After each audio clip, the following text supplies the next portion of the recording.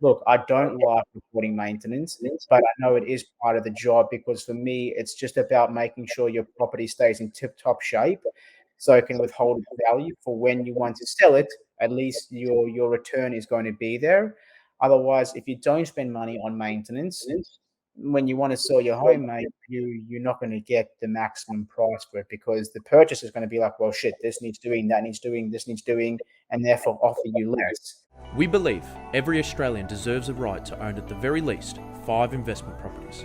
I'm Adrian Trimboli. And I'm Frank Ambezi, and welcome to the Invest in You podcast.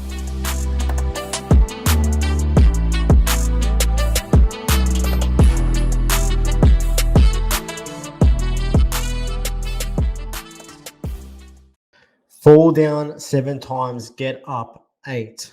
Now, this was something that I heard from Denzel Washington in one of his speeches when he won one of his Logies or awards. And it's a great quote and a great thing that he said because in life, we fall down and a lot of times we don't get back up. And today I've got a guest on that fell down a lot of times but kept getting back up and kept finding new solutions, kept finding a way to succeed. And I think it's important with today's topic and about in life in general, because we fall down and we don't get back up. But if we just get back up and try again, even learning from those failures and learning what the mistakes we made, and then, critiquing it and moving forward, that's going to equal freedom. And so I wanted to do this and talk about this because it's going to relate a lot about today's topic. We've got Jarryd, who's the co-founder of E-Fishient Property Solutions. Now, they're a property management team who just specialize in property management. They don't specialize in sales or anything like that. They're focusing purely on just helping people with managing their properties. He's got a great story, and he actually looks after one of my properties. But I wish I had a guy like himself and his team that could help me look after all my other properties, because it'll make my life a lot easier. But he's got a really, really unique story. He's got a wealth of knowledge, and he's gone through a lot of trials and tribulations. He's got a great story, and that's why I wanted to present him today. And you guys can listen to his story, but not just that, get a lot of clarity and understanding when it comes to finding the right property manager for your portfolio. Now, your property management team is the key to anything. And so you're going to get a lot of value today with having Jarryd on, and then we're going to discuss, I guess, some sneak peeks towards the end. But I think this is going to be a really great, a great topic, and I think you're going to get a lot of value from today. So welcome, Jarryd from E-Property Solutions. Welcome to have you here. So we're going to have listeners, our viewers. I just want you to tell your story about your journey and I guess why you started, E-Fishient Property Solutions. And yeah, just so you give the viewers and the listeners a better understanding a bit more about yourself. Yeah, sure, man. Well, look, I definitely appreciate the opportunity being on this podcast. It's always good to share my experiences as a sort of business owner, a landlord, and just someone involved within the, I guess, real estate community. So a bit about me, my background. Look, I haven't always been in property. I studied science as a degree, and unfortunately, I found that, a lot of that profession, don't get me wrong, I love it and I do miss it, that required me to kind of save the world with kindness. And unfortunately, sometimes you need money to pay the bills. So, and I just couldn't really find a niche or a role that suited me without doing years of placement or volunteer work. So in about 2013 or 14, I got a flyer in the mailbox saying, make $1 million, come to my 1-day free event. And I was like, mate, anyone that can show me how to make $1 million, I'm going to go listen to what you have to say. And I'm very grateful I did, because that's what kind of started me on this property journey. And it was from a company called the Massland Group. I don't know if anyone's heard of the Massland Group or Mark Walton. So went to his 1-day free event, and long story short, mate, signed up to courses, all that sort of stuff. And what he taught was property options. So how to secure land with no money and then pass that block of land onto a developer or someone who wants to buy it, who has interest in developing it. And mate, look, long story short, we did that quite successfully. I then asked to move up from Melbourne to the Gold Coast to work as an acquisition manager and student support in his office, which I did. I learned heaps, man. It was probably the best thing I've ever done. Made a lot of contacts that I still work with today. And so I was there for 12 months. And then I just wanted to start my own thing too, which we did. So back then, myself and Ryan, we were just doing our own developments. We've done a 1 into 9 lot land subdivision up in Marsden, done a couple of renos in Toowoomba, and a couple of smaller 1 into 3s up in Logan as well, or Logan Home. And mate, look, development's great. It's a good space to be in, but yeah, to make big, it costs. It's not a cheap exercise, and I found that for like 18 months, my head is always worrying about what will council do, engineers, contractors, all that sort of stuff. So I didn't really enjoy it, if I'm going to be honest with you. Yes, we did it successfully, but it just wasn't my preferred place to be in. But through that, we got exposed to, I guess, what you do, advisory and being a buyer's agent and all that sort of stuff. So yeah, we dabbled in that for about 12 months. And, like you, I do own property, and at the time, my properties were being managed by other companies, and we were helping these clients buy property off the plan and established. And unfortunately, the feedback we were getting from the clients was that, look, we loved your service, but the property management side lacked a bit. And at the end of the day, being a family run company or being any company, I think when you give a referral and it doesn't really work out the way in what you had hoped, yes, they may not be employed by you, but it is a reflection of trust, and it's a breakdown of trust. That's what I think. Some people may have not have that same opinion. So I said to Ryan, this was at the start of 2018, I think it was, that we would stop doing advisory, stop doing everything else, and purely focus on management.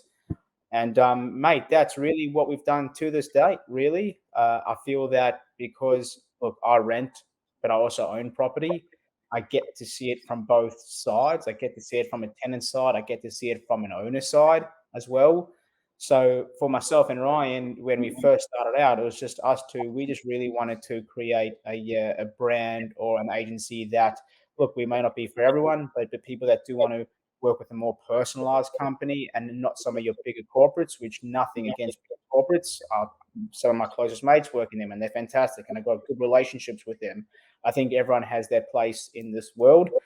We just wanted to create something a bit more nurturing, a bit more tight knit.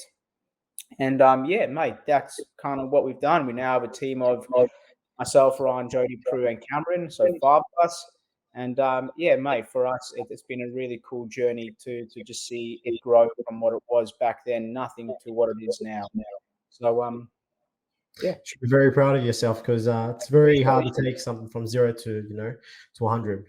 mate, look, it definitely doesn't come without its struggles. There's been plenty of sleepless nights and plenty of tears, but mate, I've always just believed as long as you just keep persisting and you just keep going, God can't what's the word can't withhold you from greatness for too long if you just keep on that path, man. I just find that some people chop and change. They'll start one thing and then they'll be like, nah, I haven't made anything in 2 or 3 months, and they'll go try something else. It's like, mate, if you're passionate about something and you know you want to succeed in something, just stay on that path and eventually it will happen. Yeah, well said. Definitely. I My want to unravel a bit more because I know you deeply well. The viewers probably don't. So I want to talk about the trial and tribulation when you first got into investing or doing these developments, and I guess, was it hard? Did you have any down moments? What happened? Was it a straightforward, simple process the way you went about this? Mate, look, I'll start back from when we were doing property options. So like, because I guess that's really where my thick skin and I guess determination to want to succeed really started.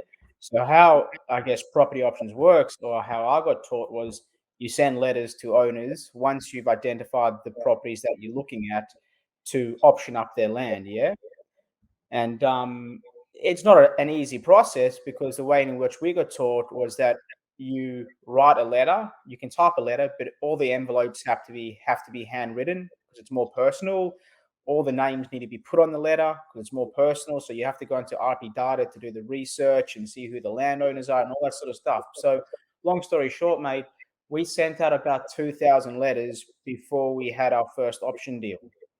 Now, 2,000 letters, mate, is a fair amount of stamps, a fair amount of envelopes, and all that sort of stuff. It wasn't an easy thing to do. You know what I mean? So that was the start of kind of what really taught me how to persist and taught me how to kind of just go on with the job even when you've been rejected so many times. So that part was challenging. In terms of the actual kind of starting up your own management company I guess in starting up management, look, I had a very good friend at the time. Her name was Ashley, and she had worked in some of the bigger companies before. And I met her through, I owned a yoga studio, and she used to train with us. So I met her through there. And then at the time, she graciously agreed to come help us start the management company.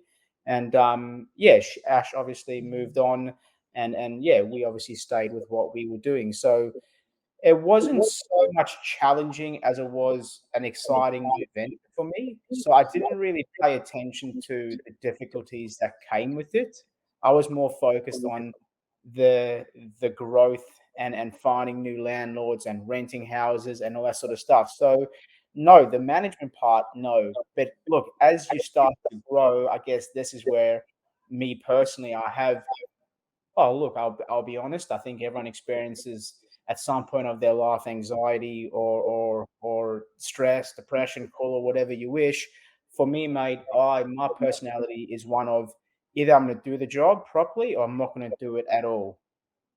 So for the past 4 or 5 years since we've started management, I feel like I have shown up and given 110% every single day, and I kind of have neglected other areas of my life where I probably shouldn't have neglected, like my mental state or my mind, and paid a bit more attention to that. I always feel like going for a run or training your muscles. Yes, it's good on the body, but yeah, I think your mind's a very important thing. And so yeah, like the past month and a half, maybe also my baby's coming in about 9 weeks. That I have found that I need to really put more into my mind and work on myself as hard as what I've worked on the company, the business. Because, mate, at the end of the day, and this is just me, I kind of said when I experienced my little nervous breakdown a month and a half ago, I said, if I could just inspire one youngster or anyone starting their own business, just don't neglect themselves because there's no point being the richest man in the graveyard, man.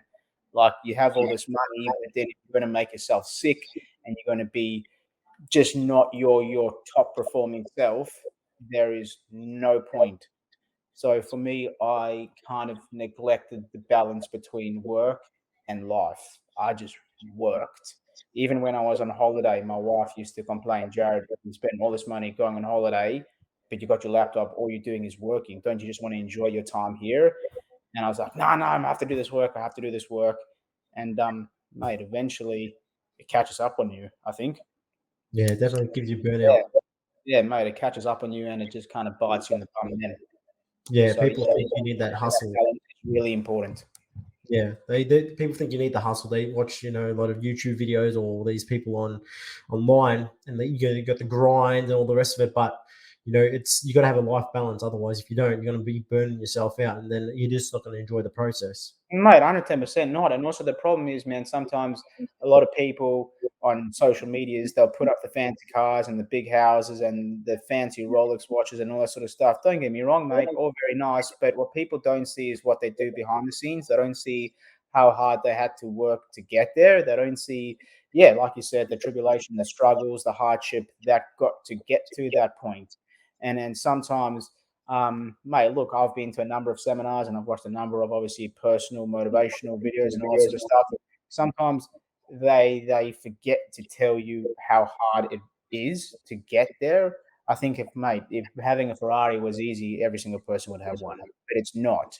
Now, for some, it's a Ferrari. For others, it's a house. For some, it's just having more quality time with family. Like whatever your driving factor is. Like mine is my parents. Like, I thought it was the fancy cars when I first started, but mate, it's not. For me, it's retiring my parents. Like I think I said the last time, mate, I bought mum a brand new BM 2 years ago. I bought dad a Mercedes. Like they've sacrificed so much for us from South Africa because that's where I'm originally from. Immigrated to Australia, where they should have been quite comfortably retired back home. They're coming here now, been here for 10 years, and or they have. I've been here a tiny bit longer. Yeah, all they've done is work, mate, because of the conversion. So for me, mate, it's just really about helping them. But back on track, yeah, they don't really tell you sometimes the actual process of how challenging it could be to become successful. Yeah, it can be a bit of a lonely road down Yeah, to. mate, 110%. You think like, oh, um, yeah, yeah, in the sense like, yeah, you see them succeed online, but you don't see what happens behind the scenes on how challenging it is. Yeah, definitely well said. So I want to come back to the property management side of things because we've got a lot of people that listen to this. They're property investors or they're starting to invest in property. Now, I think it's the biggest thing or biggest you need it's one of the most key components when you're building a property portfolio to have a successful property management team. And I guess I want to talk about, I guess, what do you see a lot of a lot of landlords do wrong when they're trying to rent out their property? No, it's a fair question, and I'll answer it like this, yeah? There's no right or wrong. You either want to be an active investor or a passive investor. Don't get me wrong, mate. There's a lot of people out there that have got portfolios 20, 30 plus, and they choose to manage it themselves. They have the time. They know what they're looking for. They know what they're doing. They have the skill set to really handle it themselves. So, for example, I'll take a backtrack and then I'll answer your question. I had an owner call me the other day to ask me if I would just do a let only, where it's like that's just fine, the tenant, but then she wants to manage it herself because her husband is a tradie and he knows how to do maintenance and all that sort of stuff.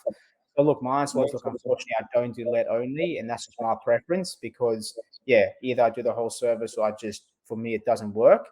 But I was like, look, I respect your husband's a tradie, but do you have experience with QCAT? Do you have experience with the RTA if a tenant wants to challenge you on something? If a tenant pays rent late, do you know the laws and regulations around that? To which her answer was no. So I was like, well, fair enough that your partner is in that trade and your partner can do maintenance, but there is a lot more to managing a property than just maintenance, mate. It's managing relationships, managing people, really. So I was like, well, if maintenance arises, your partner can do it. But having someone look after your property to make sure tenant pays rent on time, that you're kept up to date with legislation and regulations, make sure in the event that a tenant stops paying rent, which is common, it does happen, or a tenant absconds or destroys or breaks a property, that you have someone there who understands and a team that's there that knows what they do. If the situation arises that you have to go to QCAT or VCAT or any what state what you're in, that someone's actually there to assist. So long story short, yeah, she's now wanting to work with us. So it's like, well, if I didn't take that time to explain that to her, she may have got herself caught up in a situation where she didn't want to be. And look, don't get me wrong, like I said, tenant too. A lot of tenants are smart these days with knowing what they can or can't do, knowing how far they can push legislation and boundaries before they actually kind of get in trouble, if that's the right word. Yeah. And that's the last thing that you can't, if a tenant stops paying rent, you can't just go to their house and rip them out by their throat or their shirt. Mate, you just can't do that. There's rules and regulations. And vice versa, tenants, we want to protect our tenants and make sure that landlords are providing good quality homes for tenants to actually rent in. Like, for example, the other day I had a landlord ask me, is it essential to have running water at a property because something happened with the water mains? And I was like, yeah, mate, it's an essential service. It's like you can't rent a house out without it. It's like, yeah, protecting both parties to ensure a tenant likes where they stay and happy with where they live, and to make sure a landlord provides quality housing. So I don't know if I went off on a tangent there. Ask me the question again, and I'll see if I can answer it in a different way. I guess looking at it from I think you've hit it on the head, but looking from a landlord, I guess what do you see is, what one of the catalysts that things that you see that a landlord they do Okay, wrong. yeah, fair. Yeah, Yeah, sure, mate. Look, another thing, like obviously, mate, we try our best to minimize and mitigate all the stress that a landlord may not want to take on. For example, mate, our mobiles do stay on. It's a very common thing for smoke alarms to start beeping at 2 o'clock in the morning, yeah, or 3 o'clock in the morning or in the middle of the night. Now, we never encourage tenants to take off the smoke alarms because if something had to happen, it may void warranties and insurances and all that sort of stuff. Unless you want a tenant calling you at 2 o'clock in the morning, well, then I guess they would call us.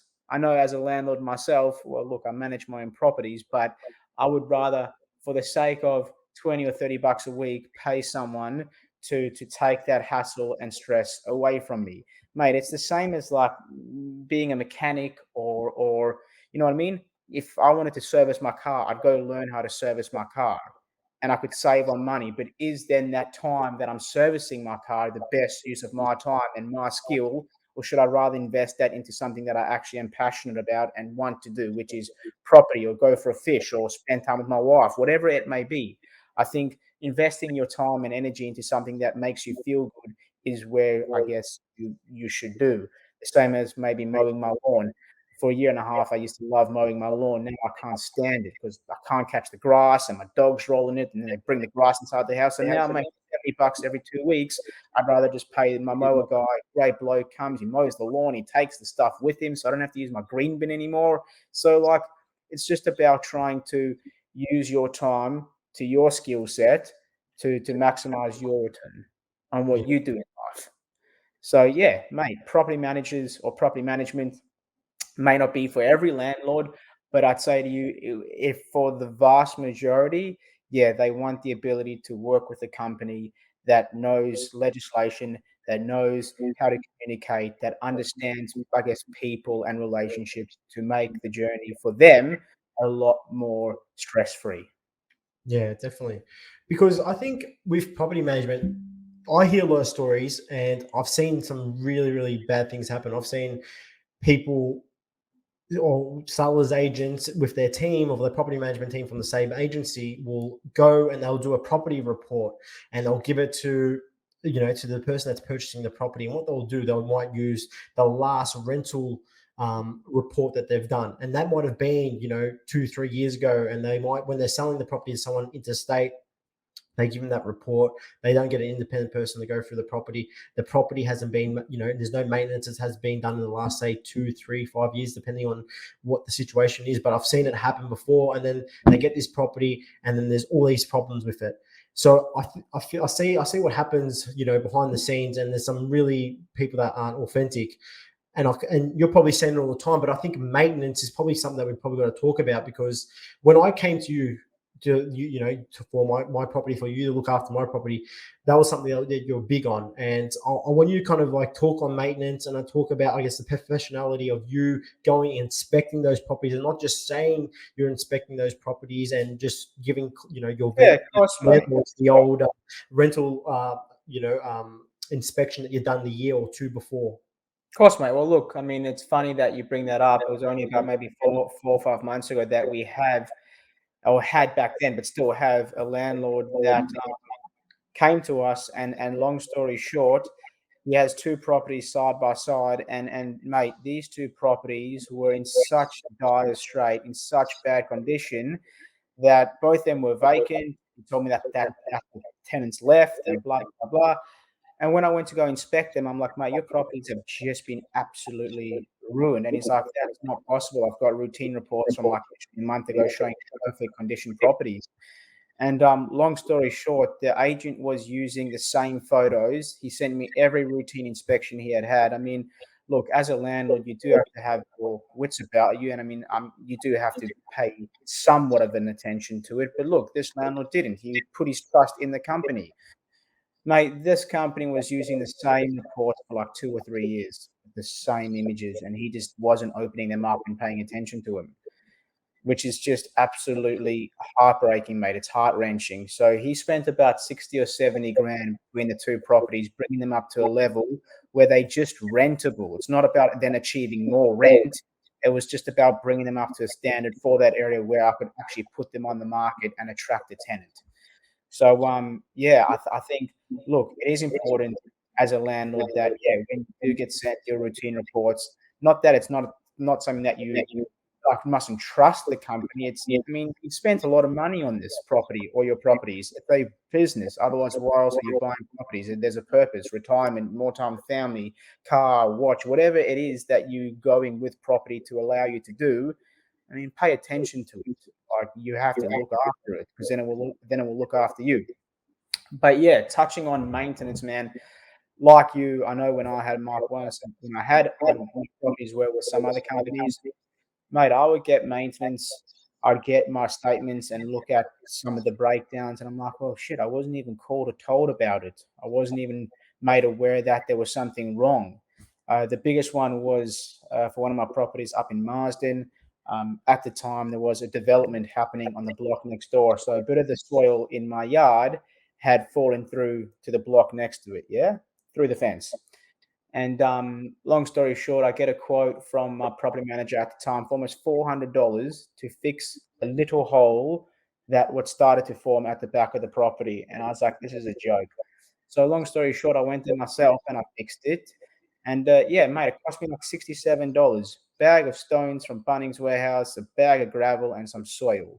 And I was like, mate, what the hell? So from there, like, I just kind of got a bit pissed off with the fact that it's like, yeah, sometimes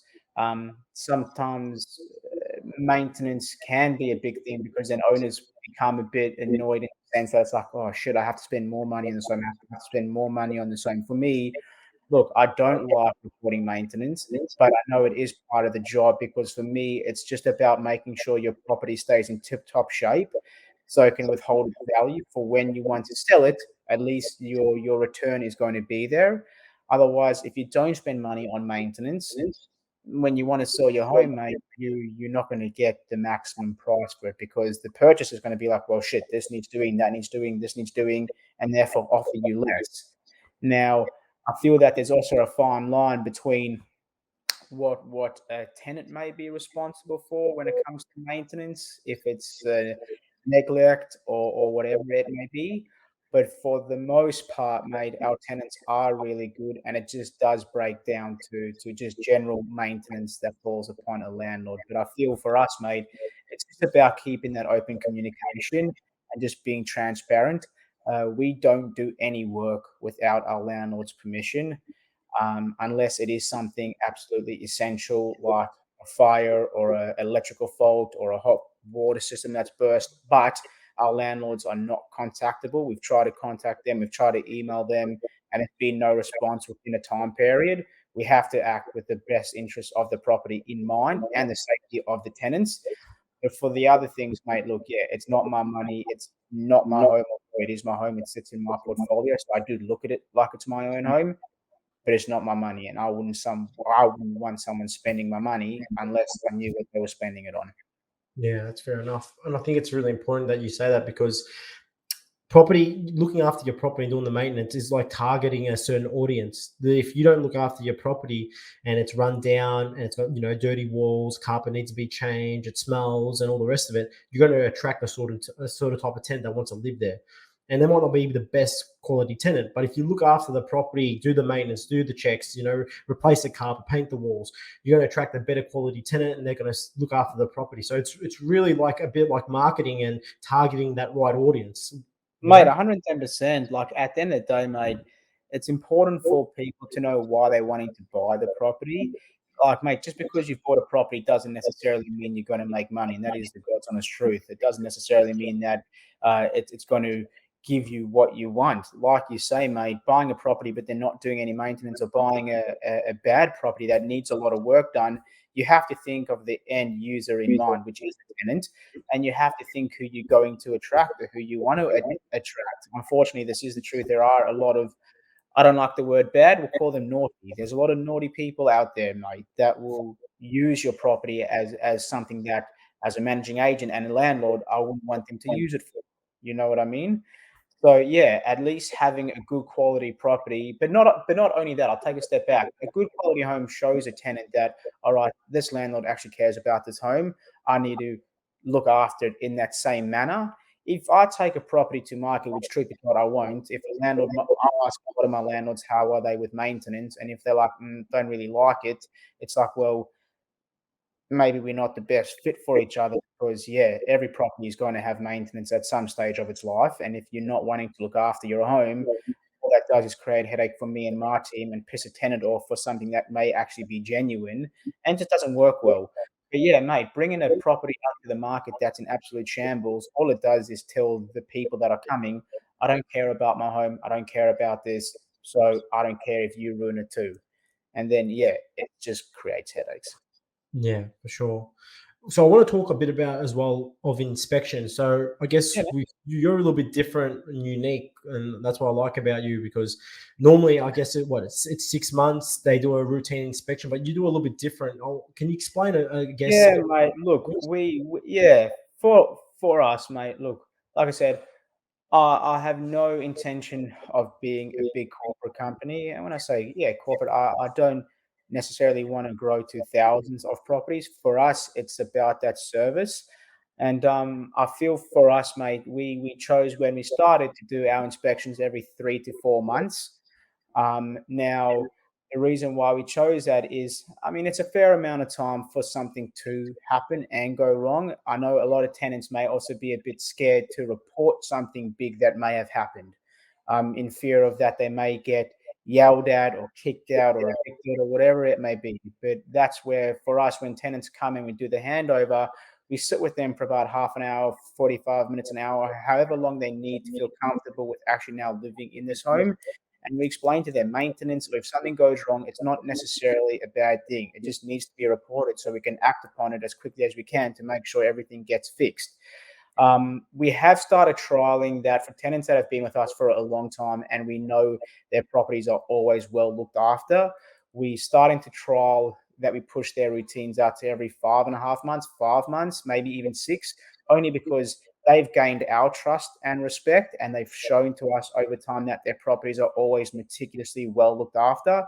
That it is a bit, what's the word, invasive going through properties that often throughout the year. It's almost like if you give us trust, I'll give then you trust. You know what I mean? So we've started trialing that, and it seems to be working perfectly fine for the ones that have been with us for a long time. But for the majority of when I say the majority, but for the majority, we just go every 3 to 4 months. At Oh, least that way, we're inspecting a property 3 times a year, man. And because really we can only enter 4 times under legislation, we'll just leave one time for if an owner wants to come with or whatever it may be. So at least that way we have included them if they want to come. yeah, for sure. And I guess it keeps the tenant as well in check as well, making sure they're doing the right things. Oh, 110%, mate. I think like, yeah, I mean, do you rent or Yeah, I do you rent myself. I rent rent? best. Yeah, Yeah, cool, mate. Same here. Like when I first moved in, I had inspections maybe once every 3, 4 months. Mate, look, I think the last time I had an inspection was 7, 8 months ago. But for the first 2 times, like the property manager saw that, mate, my home is my sanctuary. You know what I mean? So I feel good about it, and I'm more inclined to look after my home because they've given me that trust than not. So I think it's only fair then. Like if people show you that they're looking after their home as if it was their own, which is what we want, why must I disturb you every 3 months? I'll come every then 4 months or 5 months. well, see, like that's pretty good because I've been in my place now for 8 months and they haven't come past at all. There's no, Yeah, okay. So I would be slapping when I say, look, I send out the routine, so I wouldn't let that happen. I don't do the inspections, the team does, but I program them. Yeah, no, I wouldn't let it go that long, mate. The maximum is about 5.5 months. yeah. And then you know what's going on. You know, something. There's anything that needs to be replaced, or if the tenant. Oh, 110%, mate. Look, Ryan's been in his place now for almost 2 years, and I think they've only done one inspection. So, but Ryan's like me, he looks after his place like it's his palace. But I still feel that one inspection in a 2 year gap is a bit, yeah, Yeah, you a definitely bit have to keep on too top of high. things. Correct, mate. Correct. But it's also that, like, yeah, to keep on top of them to make sure that, look, I always believe what could cost $100 to fix now, if left untreated, could cost you $500. And I guess that's where our communication with owners is paramount. And we're very truthful with them, where it's like they may be giving a bit of like resistance to the maintenance, but it's like, mate, if it's not down now, it's your responsibility. Unfortunately, that's just it. It's your responsibility, got nothing to do with the tenant. It's going to cost you $200 now. If you leave this untreated, it's going to cost you $500-600 down the line. Rather just spend the $200 now and get it done.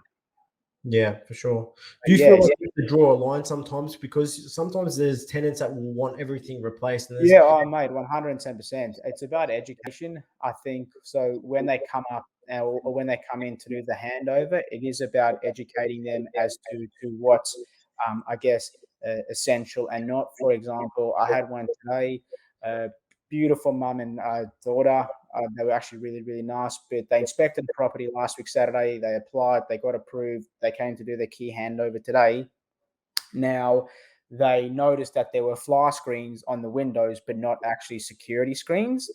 So they were like, "Oh, I'm going to put in a maintenance request for security screens." And I was like, "Pump your brakes. You literally collected the keys right now. You inspected the property. You saw it for what it was. I don't think that would be accepted. So rather move in, and in 6 months' time, if you still feel strongly about it, we can discuss it. Don't hit me straight off the bat with, oh, I want security screens, because you had the opportunity and you were there at the open home to view the property for what it was." So it's about, yeah, I'm not going to cost my landlord any money unless it's needed. And then fire screens. Like, if you didn't want to rent there because there were no security screens, well, then you shouldn't have applied. Yeah, I guess it's a two-way street as well. For you got to look It's out for both. a two-way street. Yeah, like, don't get me wrong. Sorry, I'm just switching back. Yeah, I want to look after the tenants, but I also want to look after the landlords, mate. I don't want to make a landlord, because it is their business. This is a business. I don't want to cost the business, their business, money unless it is needed. Like, if maintenance needs to be done, I'm all for it. Sure, we'll have that. We'll obviously get it done. But yeah, like, it's about just making sure tenants don't take the mickey and try to push for everything, because yeah, it's not. Yeah, for sure. And I think it kind of talking about tenants, I guess, do you find that, you know, you need to really be, you have to do your due diligence when you're screening a tenant, and what's the process involved of doing something like that? Yeah, sure, mate. Look, it's always a tough one from the aspect of myself and Ryan do majority of the open homes. The reason being is that when we go to an owner, I want to be able to kind of put my hand on my heart and say, "Hey, look, we've met I guess the tenants, we've met the people that came, we've met the applicants. We believe that X, Y, and Z are the best applicants because of X, Y, and Z." And then we'll present the applications to the owner. And look, we do ask for the owners, I guess, feedback and permission. I do want them to approve them and not just me, because I want them to feel comfortable with who's living inside their home. And sometimes I'll get a question from the owner like, "Can you guarantee that these are the best tenants?" And mate, it's such a big word and it's such a big sentence, because we only get to meet people for like 5 or 10 minutes at an open home. You know what I mean?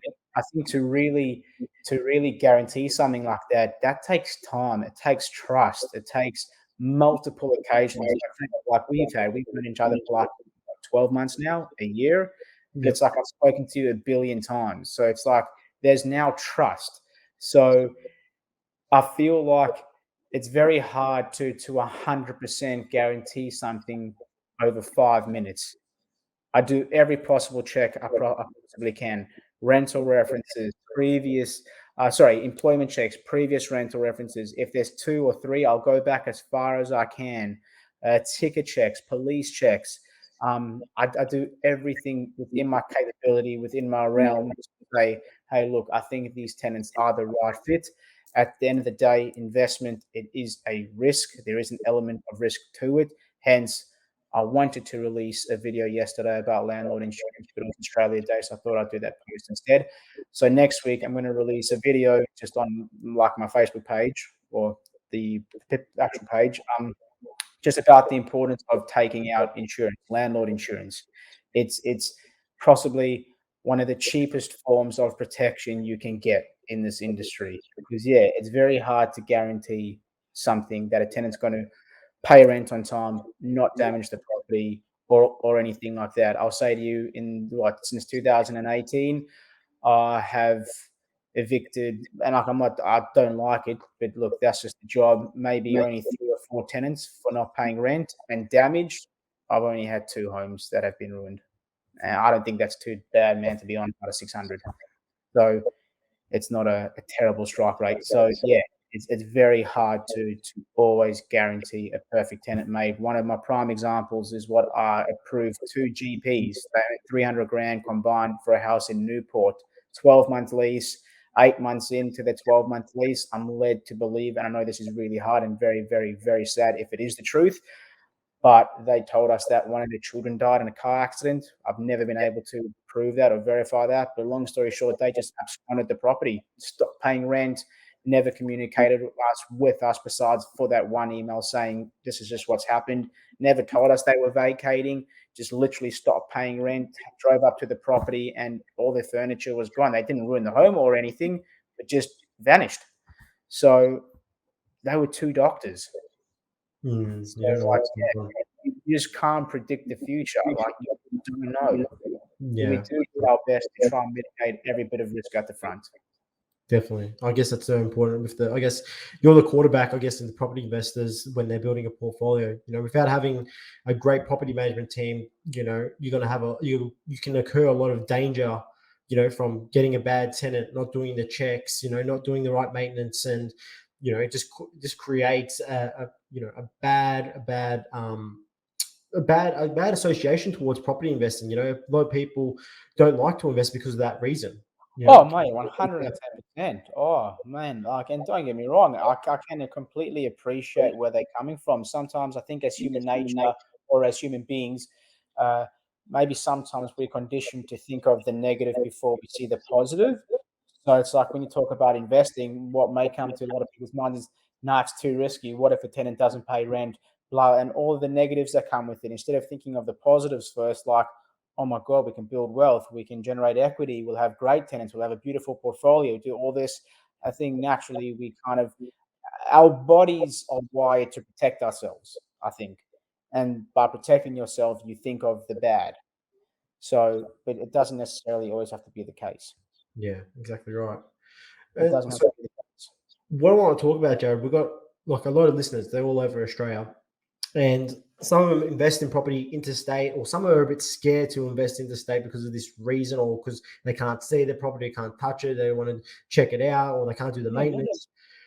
What are some questions, or to when they're looking for a property management team, what are some things to look out for and ask before going for property management team, making sure that at least they know they're going to do the right thing on their behalf?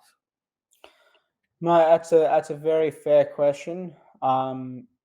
It's when I say funny, like me personally, I would rather invest in a different state because you are less likely to be, what's the word, panicked or drive by your property every single day and mate see the grass at the front maybe a tiny bit long or something like that. That does happen, you know what I mean? Where I know, for example, I've got mates that own property in Melbourne and they live in Melbourne and they're always driving past and they're like, oh God, the grass at the front's just a bit too long. But it's like, well, mate, you can't expect a tenant to mow every single day. You know what I mean? It's just not possible. So I think it takes that emotional attachment out from it if it is interstate. Mate, I always get asked about inspections. Like inspections is a big one. How often do you do inspections if a landlord is interstate? And like we've already discussed that and the frequency. For a lot of the time, mate, I'll be honest. A lot of my landlords have actually never seen the properties that they've bought. A lot of them have been sold property, look, whether it be off the plan or established, purely based on the trust of buyers agents like yourself. So when it comes from a referral or a company that I have a good connection with and they trust me and they give me that referral, truth be told, they never really ask any sort of questions. They just say, If the property's rented, okay, cool, I'll go collect the handover pack. Or if it's not rented, we discuss the rentals, we'll discuss how we'll market it, we'll discuss what sort of tenants we'll try attract, if you want pets, if you don't want pets. But yeah, I never really truth be told, I can't lie, I never really get pinned too hard on yeah, what will you do different because I'm interstate? Yeah, Yeah. if that's the answer, I'd rather not say anything than talk bullshit. If I'm fair honest Yeah. with you. No, that's fair enough. I guess what's some of the new legislation laws that have come in? I guess Queensland's a little bit different to here in Melbourne, but do you feel it's getting more tighter and more stricter for the landlords, or vice? Yeah, mate, look, I believe in fairness, to be honest with you. I feel some of the laws that have come in right now have stripped landlords of a bit of control of their properties. But in the same vein, I also feel that some of the laws about maintenance will ensure that there is good quality homes for people to rent. Like for me, that I'll love that law.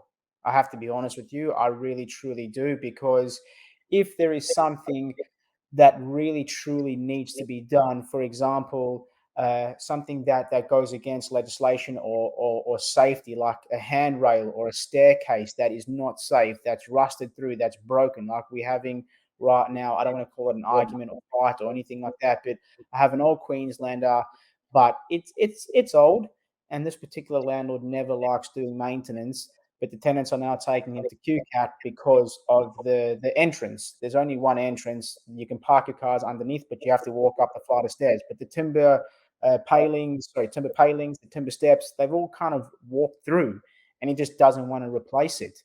The new legislation will not allow me to re-rent that home. So if there is then an application made to this property, it sits with it. So then another agent, even if you want to take it to another agency, you won't be able to re-rent that home. You will get in trouble, fined, whatever it may be, through QCAT or the RTA. I like that, because as landlords, with respect, we shouldn't buy property if we don't have the buffer there to ensure that a property is livable and safe for a tenant. Now, I'm not saying you have to install gold-plated stairs, but replace the warped ones so a tenant can feel safe walking up the stairs and not going to fall through it and then sue you. Like, mate, you can get sued if it's not safe. I feel the ones about pets, mate, it's kind of touch and go. I got two dogs, so I may be a bit biased. The problem is with the legislation, it's not very clear. Sometimes I feel like there's no one here from the RERQ or the RTA or whatever it may be. I just kind of feel like they should just make it black and white and don't leave it up to one's interpretation to kind of guess what is right or what's wrong.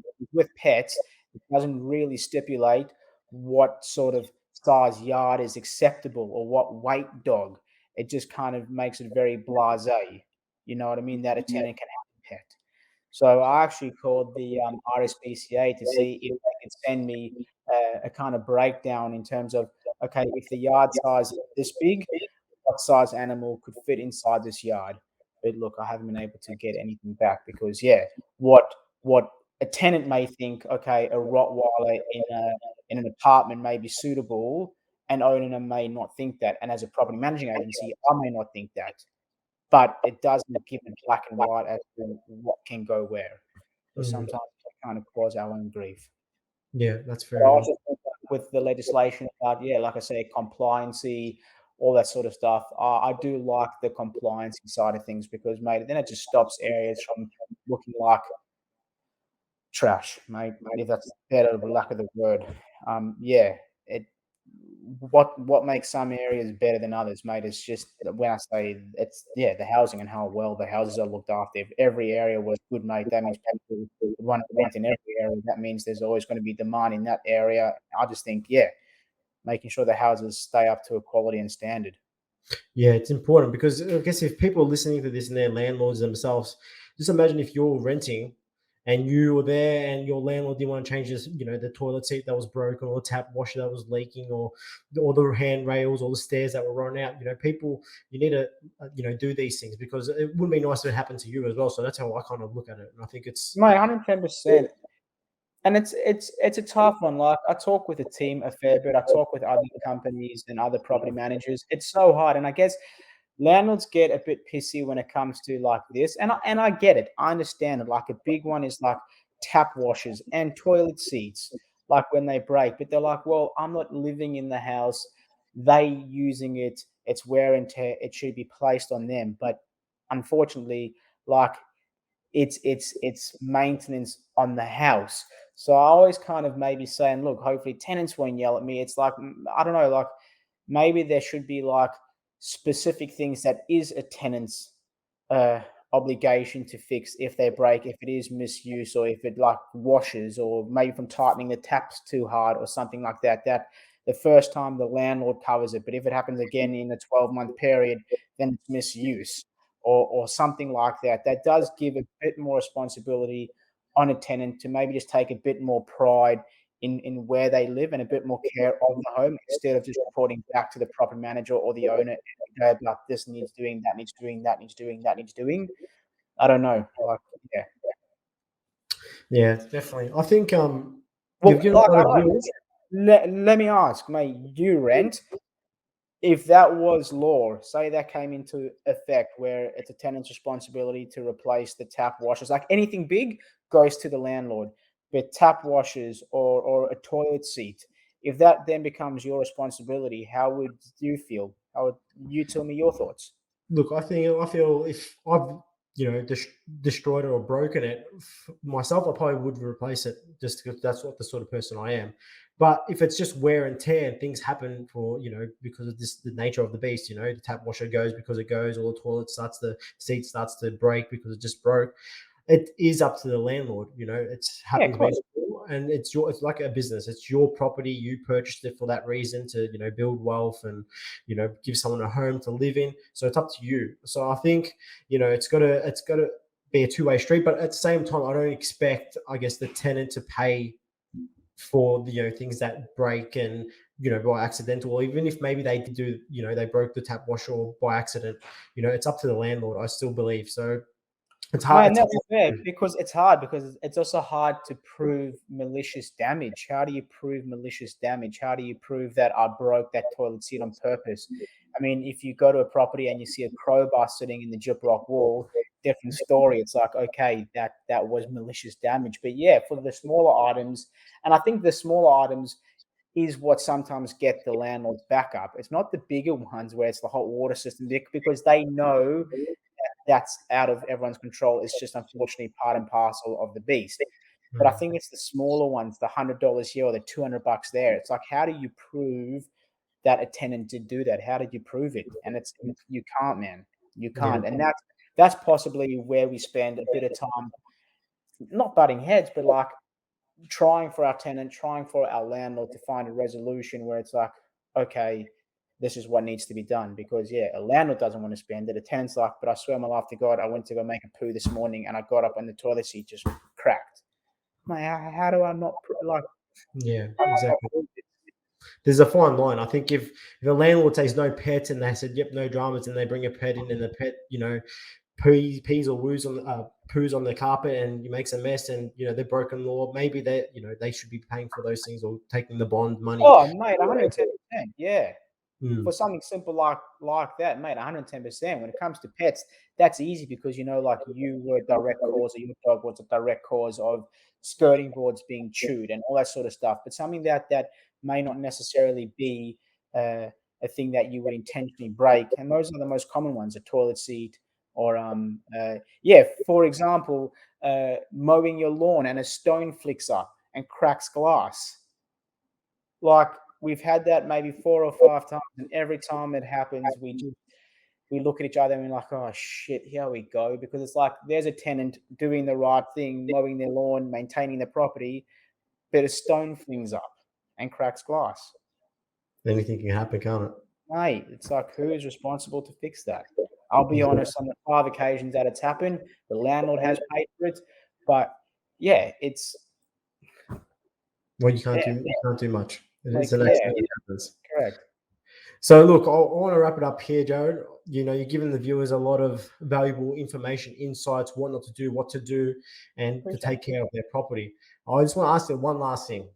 What Anything does you want. success look like to you?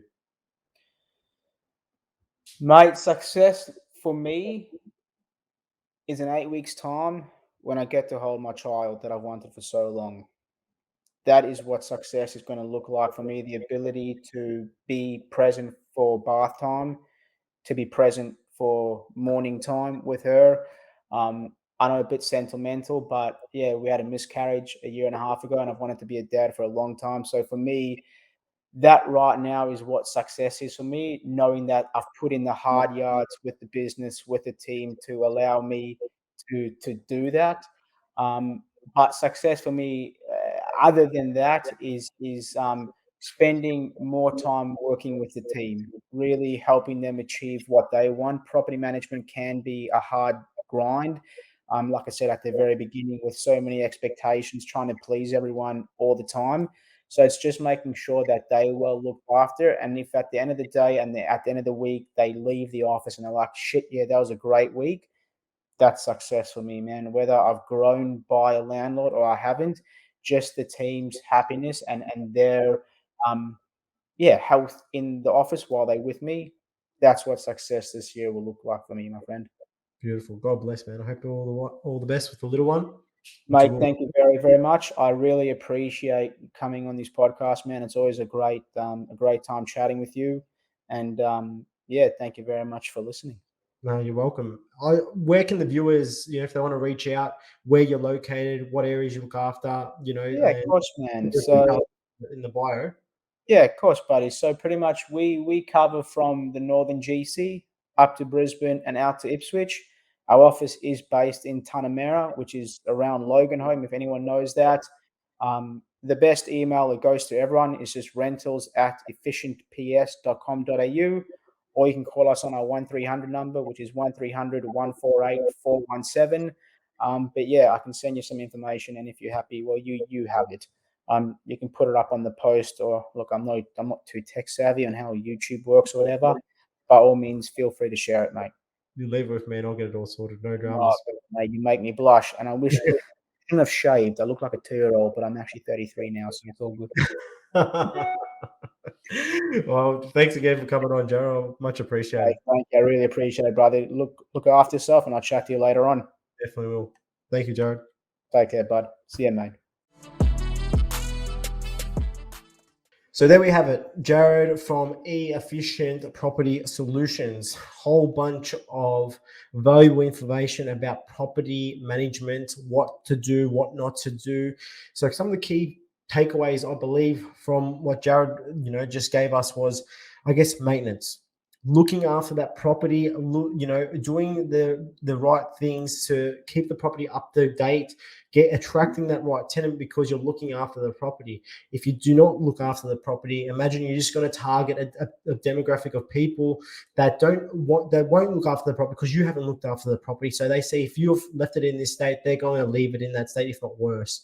So doing those things, looking after it, you're adding value to the property. I don't think it's a waste of money. Of course, the next thing was, I guess, getting that property management team in check, making sure they've got the same values as you, and as well being, I guess, it's a two-way street. So you've got to understand they're doing their job as well as they're looking after you as well. So, but making sure that they're not, hitting you up for these, extra costs and silly little costs for, repairs and little small things that the tenant wants. There has to be you have to draw a line.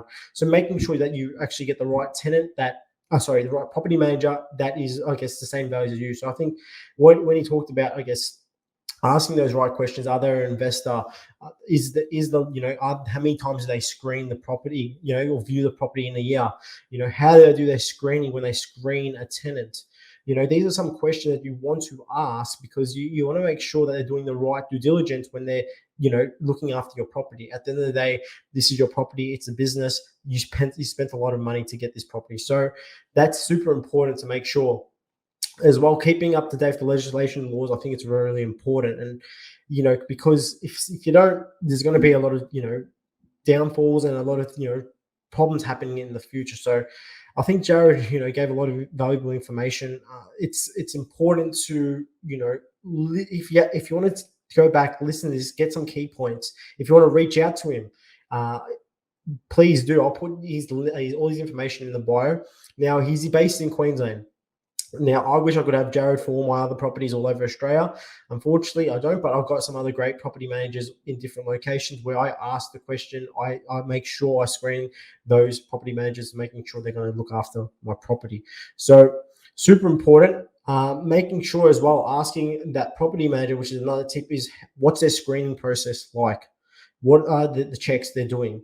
Please check, making sure they're checking their social pages just so they can see what sort of people they are. Their employment checks, seeing their rental history, how many properties have they been renting for, and I guess what's the report? Are they good tenants? Have they paid on time? Is there any red flags?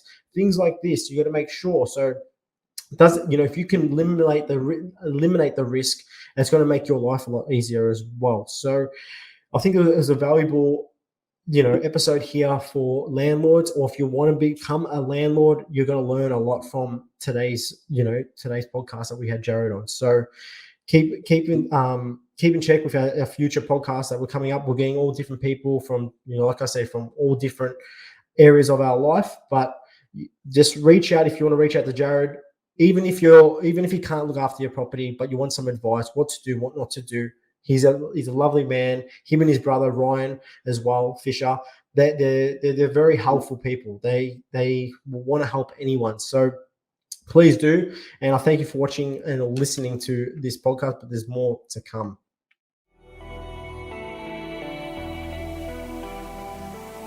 If you like today's podcast, then you're absolutely going to love the Invest in You Facebook group, where we share a bunch of valuable tips and tricks on property investing for our exclusive community. Come join us and let's level up.